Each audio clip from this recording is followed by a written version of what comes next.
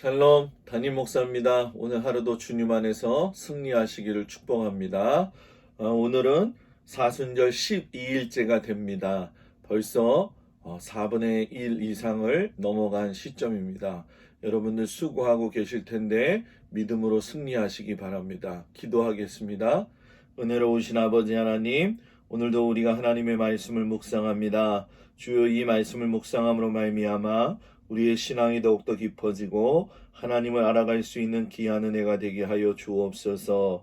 예수님의 이름으로 기도드렸습니다. 아멘. 오늘 말씀은 마태복음 17장 1절에서 8절까지의 말씀이 되겠습니다. 마태복음 17장 1절에서 8절 말씀 제가 읽어드리겠습니다. 엿새우에 예수께서 베드로와 야고보와 그 형제 요한을 데리시고 따로 높은 산에 올라가셨더니 그들 앞에서 변형되사 그 얼굴이 해같이 빛나며 옷이 빛과 같이 희어졌더라.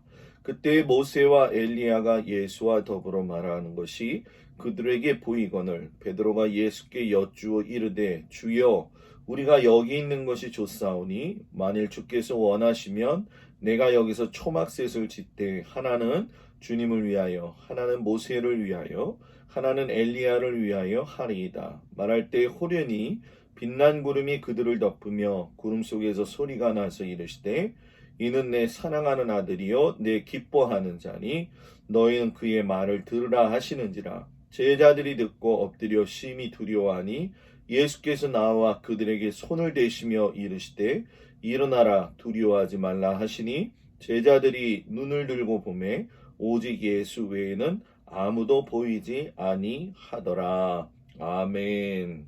오늘은 주 예수보다도 귀한 것은 없네 라는 제목을 가지고 말씀의 묵상을 나누도록 하겠습니다.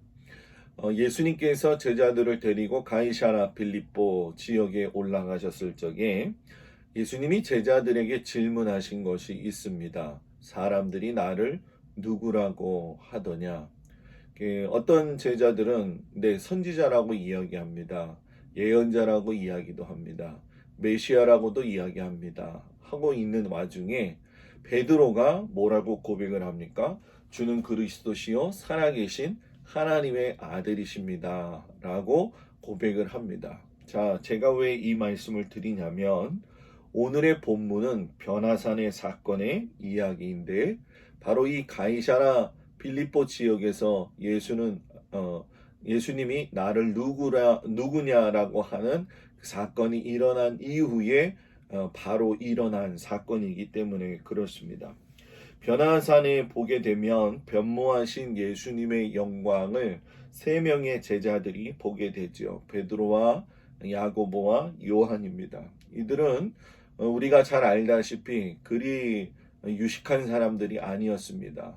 흔히 우리가 이야기하는 뱃사람들이었고 어떤 의미에서 보면은 세상과는 약간의 동떨어진 그런 삶을 살고 있는 자들이었습니다. 그런데도 불구하고 예수님이 이 귀중한 사건을 베드로와 야고보와 요한을 데리고 갔을 때는 분명한 이유가 있었을 것입니다. 그것은 침묵해야 될 이유가 있었을 것이고 후에 예수님께서 부활하시고 승천하시고 난 다음에는 이 세 명의 제자들을 통해서 이 변화산의 사건이 귀한 사건이었음을 증인으로서 고백할 수 있는 그런 사건이었기 때문에 이들 셋을 데리고 올라갔다는 거죠.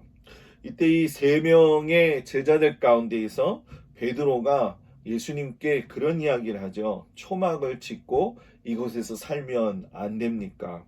그 이유는 간단합니다. 왜냐하면 제자들뿐만이 아니라 이스라엘 백성들이 일평생에 살아가면서 민족적으로 가장 존경하는 분들이 누구냐 하면 엘리야하고 모세하고 다윗입니다. 엘리야는 선지자 중에 대표자가 되는 것이고 모세는 율법자로서 율법을 대표하는 분이 되시고 다윗은 이 땅의 이스라엘 왕의 이스라엘이라는 나라의 영광을 이루었던 그런 왕이었기 때문에 주로 이 세 명을 최고 존경하는 사람으로 인정을 하죠. 그런데 자기들의 스승인 예수님하고 엘리야하고 모세, 그러니까 선지자를 대표하는 엘리야, 모세의 율법, 이런 대표적인 사람들과 더불어 예수님이 변모하셨다라는 거예요. 그 변모하신 모습을 보게 되니까 여러분 뭡니까? 너무나도 황홀한 거죠. 그래서 이 황홀한 상황 가운데에서 베드로가 초막셋을 짓겠다고 이야기를 합니다. 그런데 문제는 뭐냐 하면 이들과 만나신 예수님의 근본적인 그 취지는 무엇이냐? 누가복음에 보면은 이 사건을 그대로 이야기하면서 한 가지 더 추가하는데, 그것이 뭐냐면 예수님께서 모세와 엘리야와 대화하신 내용이 예수님의 별세하실 것에 대한 이야기를 나누었다고 이야기합니다. 즉 무슨 이야기냐면 가장 변모하신 영광이 큰 그 자리에서 자신이 앞으로 많은 고난을 겪고 죽어야 할 일들을 갖다가 말씀을 하셨다는 거죠. 여러분 굉장히 좀 역설적이지 않습니까? 어떤 의미에서 보면 굉장히 탁월하고 그리고 굉장히 사람이 즐거워하고 기뻐할 수 있는 이런 상황 속에서 자신의 죽음에 대해서 이야기를 한다? 이건 정말로 앞뒤가 맞지 않는 이야기죠. 그럼에도 불구하고 이 사건이 중요한 것은 예수님과 이 두 명의 만남 뒤에 이 하나님이 고백하시고 하나님이 말씀하시는 소리가 제자들에게 들렸다라는 거예요. 그래서 오늘 성경을 보게 되면 호련히 뒤덮인 빛난 구름 속에서 제자들에게 말씀하시는 하나님의 목소리가 들립니다. 뭐라고 하냐면은 이는 하나님을 기쁘시게 하는 자고 하나님께서 사랑하는 아들이다 라고 이야기를 하죠.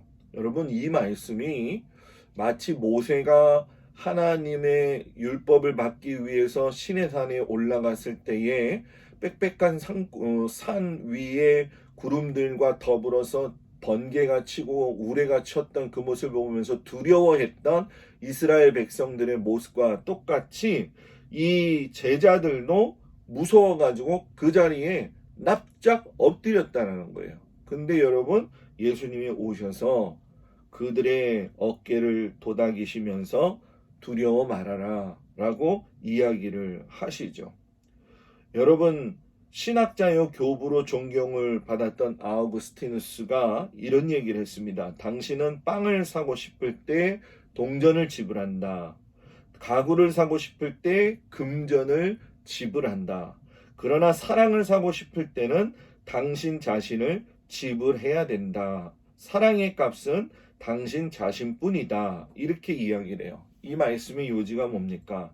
예수님은 우리를 위해서 당신이 직접 자신을 지불하시고 우리를 사랑하셨다라는 겁니다. 주 예수보다도 더 귀한 것은 없습니다. 하나님께서는 그의 아들 예수님을 우리에게 보내시면서 우리에게 있는 수많은 죄의 겉옷을 벗기시고 구원하여 주셨습니다. 사랑하시는 그 아들 예수님이 사랑하는 우리들을 위해서 자신의 모든 것들을 내어놓고 지불하시고 돌아가셨다는 이 사건은 인간이 어떻게 말로 표현할 수 있겠습니까? 불교의 부처가 이런 일을 하겠습니까?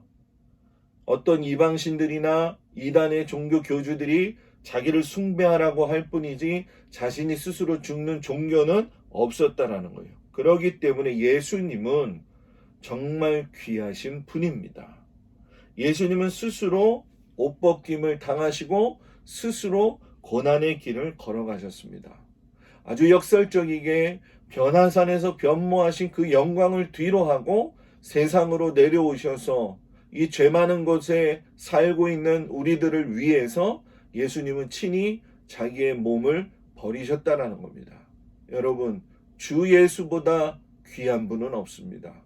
주 예수보다 귀하신 하나님의 그 크신 사랑은 없습니다. 오늘 이 말씀이 여러분들에게 기쁨이 되기를 원합니다. 사순절은 예수님의 사랑을 완성해 가는 여정의 길입니다. 우린 사순절을 흔히 마치 뭡니까?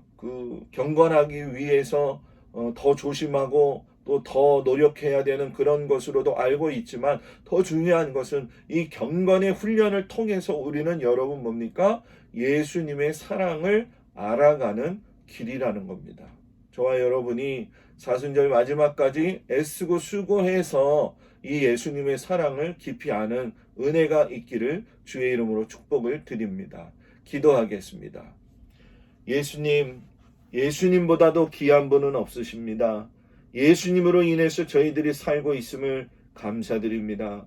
주님이 직접 죽으심으로 말미암아 우리를 구원하신 그 은혜를 다시 한번 기억하게 하시고 하나님 안에서의 믿음의 기쁨을 가지고 온전히 주님을 섬기며 나아갈 수 있는 저희들 되어질 수 있도록 인도하여 주옵소서. 예수님의 이름으로 기도드렸사옵나이다. 아멘. 하나님의 그 사랑을 아시고 주 예수 사랑 기쁨으로 살아가는 우리 모든 성도들 되기를 주의 이름으로 축복을 드립니다.